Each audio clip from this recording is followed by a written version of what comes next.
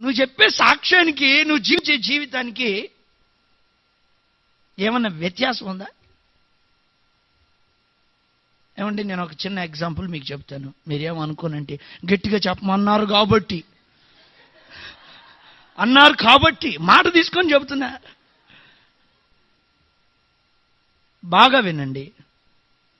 నేను మంచి costly suit వేసుకున్నా, 50,000 రూపీస్ సూట్ వేసుకున్నా, గోల్డ్ చైన్ పెట్టాను, రింగులు పెట్టాను, మెడలో చైన్ వేసాను. యేసు ప్రభు పశువుల తొట్టులో పండుకున్నాడు అని చెబితే మీరేమంటారు?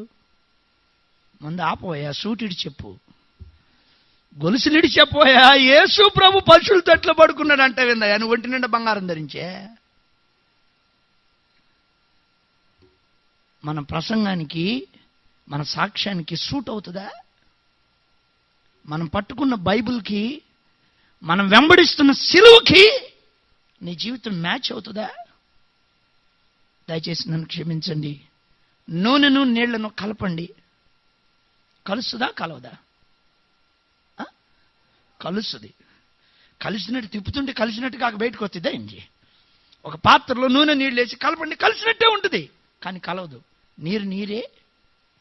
లోకము క్రైస్తవ్యం కలపండి, కలిసినట్లే ఉంటుంది, అది కలవదు. ప్రియులారా,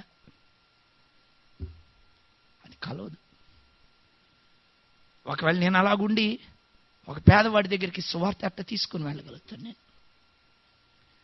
ఒకవేళ నేను జీవించకుండా చెప్పే బోధలో శక్తి ఉంటుంది. అసలు ప్రజలకు నా వాక్యం అక్కర్లేదు, నా సాక్ష్యం కావాలి. హల్లెలూయా. మహాత్మా గాంధీ గారికి బైబిల్ అంటే భలే ఇష్టం.